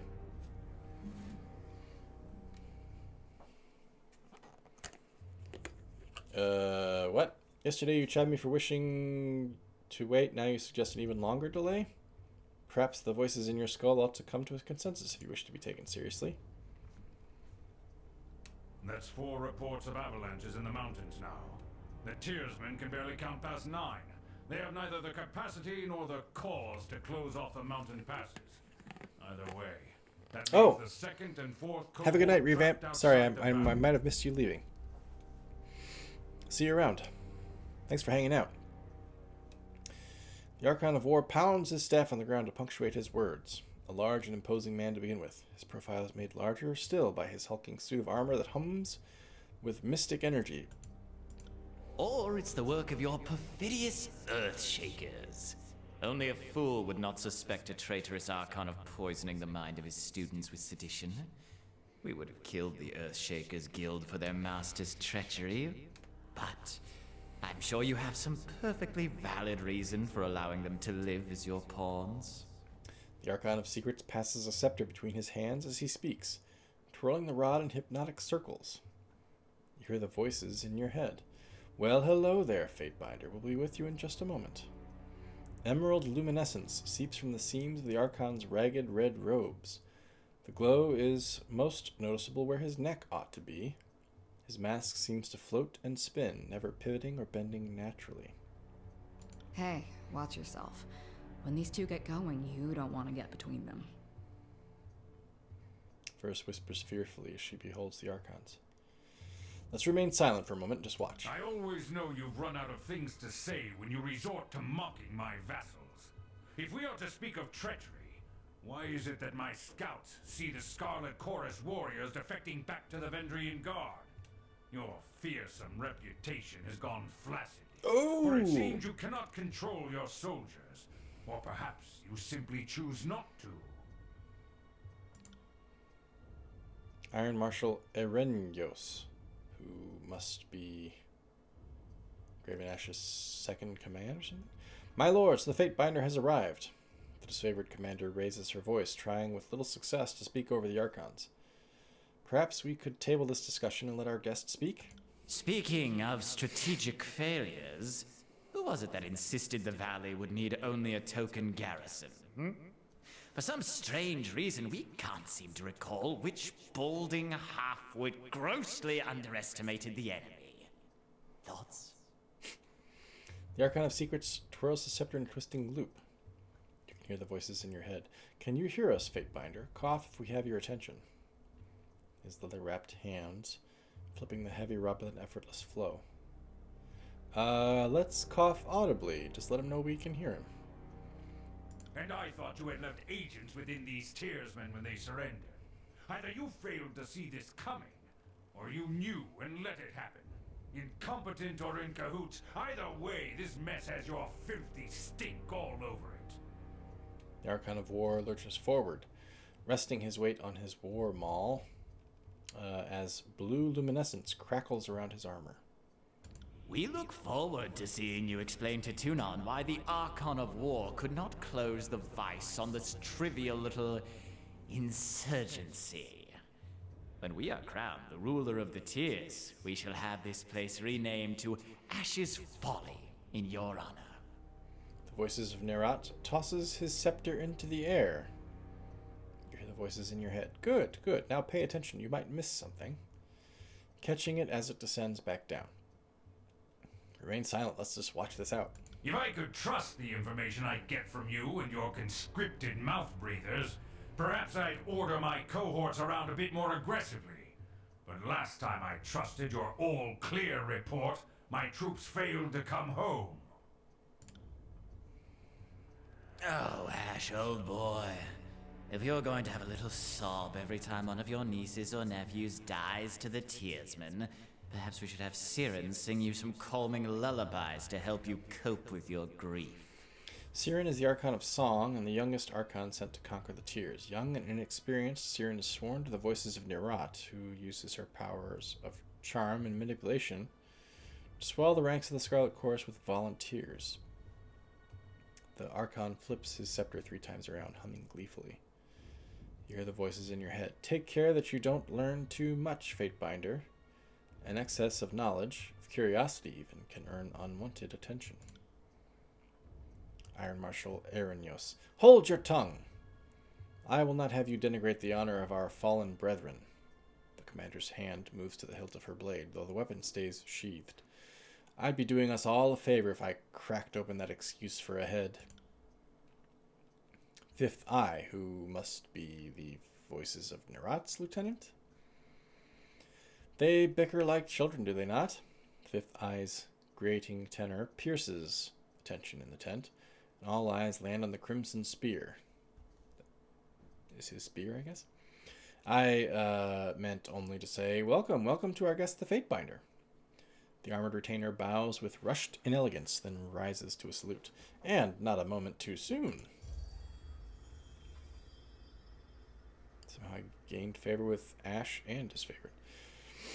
Iron Marshal Erinios says, Governor Violin IV, long have we been honored by your iron. Now we are honored by your presence. I must apologize for my lords. Tempers run high of late. Diplomat, bow and salute each Archon. Gained How wrath with wonderful disfavored, you could wrath join with us, great- Wow. Quakebringer, Executioner of Cairn. You grace us with your presence. Here's hoping you have another edict for bringing childish Archons to heel. In 430, final year of the conquest of the Tears, Cairn, Archon of Stone, stopped answering the commands of Graven Ash and openly questioned Kairos' right to rule the Tears. Kairos decreed the traitor Archon must be put to death, and you were chosen to proclaim Cairn's death sentence, the Edict of Stone. Cairn sensed his doom coming and tried to stop you, but disfavored and Scarlet Chorus soldiers were ordered to stall Cairn, giving you time to proclaim the edict. The power of the edict didn't just break Cairn, it ravaged the whole of Azure, cratering the landscape and ushering in almost daily earthquakes. Because of this, many of those who witnessed the event know you as the Quake Bringer, the one who turned Azure into the Stone Sea. We were worried you'd never make it. So glad that Drostus' demise didn't cause further delay. Yeah, he died. Sorry. The Archon of Secrets turns his attention to you. The frozen rictus fashioned into his bronze mask greets you with a permanent smile. How did you know about Drastus? I come bearing an edict. Are you all done bickering? Let's not be provocative, and let's not give away that we're surprised that he knows about Drastus. I come bearing an edict of Kairos. For the second time, Brother Tunon selects you for the glory of proclamation. You should be honored. Tell us, what has the Overlord decided to unleash upon the Oathbreakers?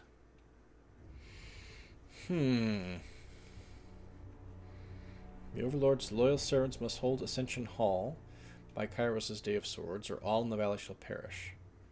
Ascension Hall is the traditional throne room of the Queens of Apex. The throne stands directly beneath the mountain spire in the center of the citadel in the valley of Endrian's Well.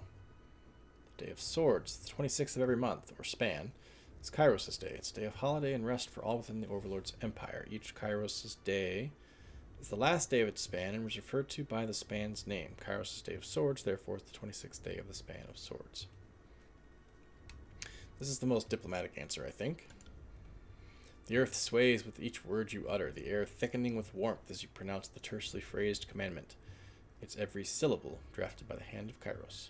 With the edict proclaimed, your pulse quickens and the muscles in your legs, worn from a long trip down the mountains, feel renewed. The tired limbs now nearly buoyant with vigor.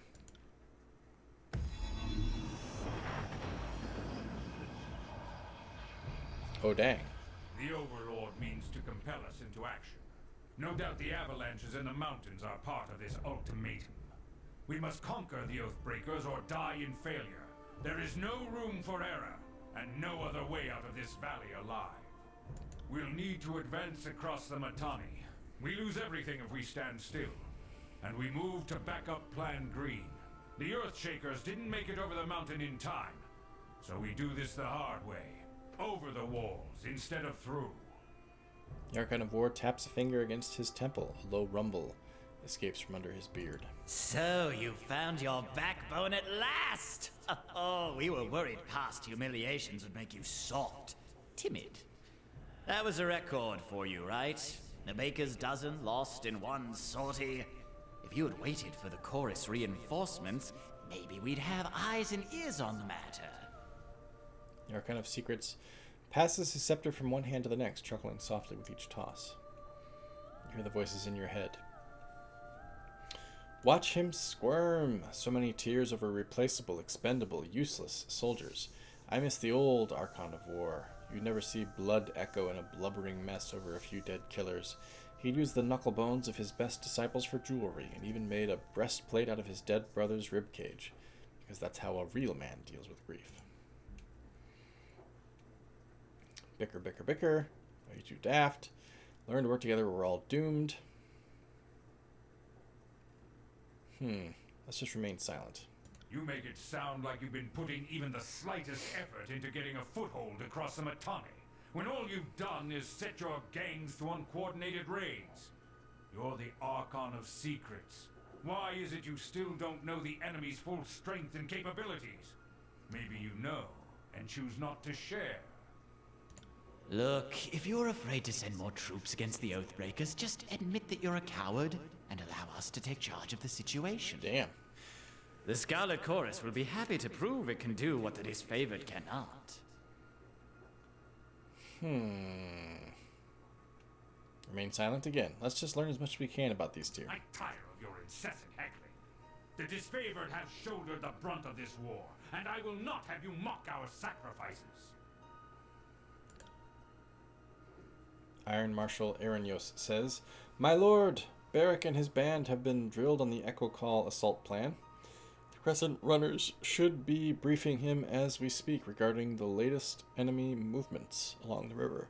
I will dispatch him at once. The Iron Marshal salutes, clapping her gauntlet to her breastplate. Barrack is the commander of the Stone Shields and well regarded by the disfavored High Command. Yeah, he wouldn't talk to us earlier. Fifth Eye says, and I will ensure the chorus stands ready to march. If the disfavored can take the river, the chorus has the manpower to secure the outer ring of the valley. Our soldiers clamor for battle, and at last we shall have it. Verse, we command you to continue guarding the Fatebinder.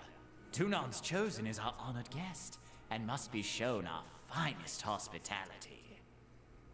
I won't let you down, boss. She'll get through the campaign in one piece, as long as she doesn't do anything too stupid. The Archon twirls the scepter one last time, then taps the fifth eye on the shoulder and the two depart. You hear the voices in your head. Suit yourself, Fatebinder, the more you ignore us. What? What did I do wrong there? I mean, what did I do that pissed him off? I don't get it. I just was listening silently. Fine. The fool and his puppet are gone. Perhaps now I can hear myself think. Rarely do I question Kairos' judgment. But I will never understand why the voices of Narat is given such authority. I shudder to think what will become of us all should Tunon favor him in the end. Yes, Tunon. Oh, my boss, yeah. though the edict threatens the Scarlet Chorus just as it threatens us. I cannot shake the feeling that our allies will work against us. You've shown your worth in war, and your name has been known to the Legion since the very beginning of this long conquest. So I'd ask that you join us this one last time, to help us wrap up this last objective. Join us one last time. If you wish to be counted amongst the glorious, speak with the Iron Marshal. She will direct the order of battle until we are ready for the final push into the Citadel. Okay. Iron Marshal Aranios says, I'm short a few scouts, short a few soldiers, short a few everything. I'm sure my brethren would be grateful for the assistance of a skilled outsider. What of the Scarlet Chorus? How will they be helping? I ask myself that question often. While we take the river crossing, the Scarlet Chorus should be using their sizable presence to remove the Oathbreaker patrols lurking in the Outer Valley. Iron Marshal Aranios says, the Oathbreakers have maintained a sizable force outside the Citadel. We need the Chorus's manpower to scour the region. Otherwise, the Oathbreakers will attack at our heels once we cross the Batani. Okay. So we need both sides. Fine. I would be honored to help. Iron Marshal Aranios salutes Graven Ash, then turns to leave the tent. I will be at the training grounds, readying the soldiers. Find me there when you are ready. She pauses, clearing her throat. And though I am loath to mention it, the Chorus can likely use your assistance. They certainly won't secure the Outer Valley on their own. Fifth Eye will be somewhere in that rat's nest they call a camp, due east. Seek him out if you must.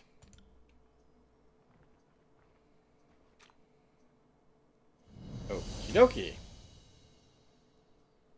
We talk to him anymore? The Archon of War lets out a long sigh as he surveys the maps and models splayed about his desk. He glances over his shoulder, making brief eye contact with you, furrows his brow, and turns back to his contemplation. He says, when I heard the Quakebringer was Tunan's chosen, I had a sneaking suspicion it was to pass another execution. I've grown very tired of being right. May we speak a moment? I tire of this endless prattle, he says. I am the Archon of War, and the Overlord has decreed battle. If you wish to help, go speak with my soldiers. My shoulders. Return when you have done something useful. The Archon of War pounds the haft of his maul against the ground. A man of many words who is yet a man of few words. Fine. Ooh. Ah, got it. Good work, Verse. Or was that me? That was me that did that. Maybe. This battle report from Echo Call Crossing blames the failure of the assault in the village on the Scarlet Chorus. Apparently their scouts failed to report critical intelligence about the enemy composition. We're just stealing your stuff, my lord.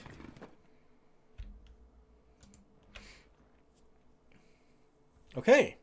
Well, gang, I think this is where we'll wrap it up. Having explored the disfavored... Something. What? What'd you find? This over here? Hang on.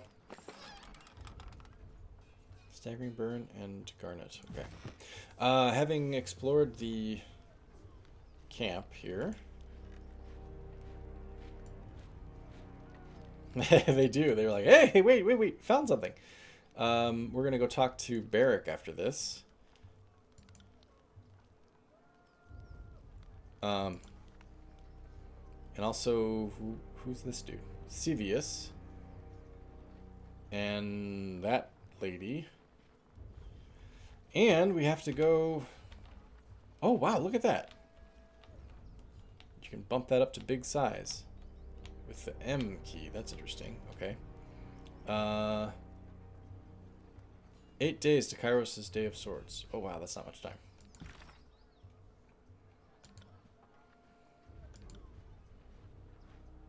Speak with the Fifth Eye at the Scarlet Chorus camp. Right, we have to go there.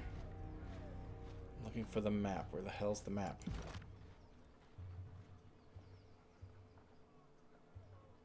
Reputation. Yeah, so who's hating us? Who's loving us?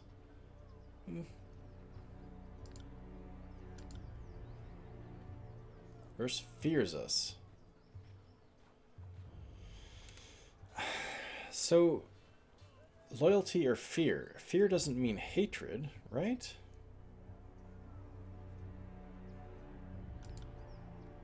Wrath. would mean that they're angry at me. I'm assuming that she'll still be my companion even if she fears me more than she's loyal to me. I just don't know.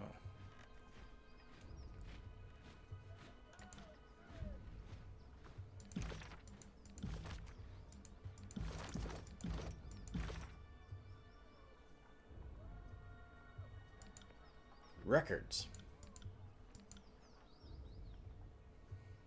Good grief. Look at all this information. Tutorials. And alive. So M blows that up. That's the pause button. I swear there was a way to view the map. I guess I have to exit the area. Alright, fine. Yeah, we're wrapping it up here. We'll talk to Barrack and these two weirdos here. And then we'll probably head east to the Scarlet Chorus camp, talk to them, and then settle on these missions here. We've only got 8 days. We got to do it speedily. But I wanted to say thank you, everybody, for hanging out with me this evening. We went about 20-25 minutes over. Oh, there's more we can talk to Verse about, too. We'll do that next time. Maybe we'll get some more companions as we go here. I would think so. Yeah, those of you watching on YouTube, thanks for doing so. I'm really enjoying this game so far. It's very, very different than what I was expecting. Yeah, exactly right. We made up for our long digression earlier. So thanks, Walter, for hanging out with me this evening. I know Revamp's gone, Mafala's gone. I don't know if anybody else is even around. Hang on a second.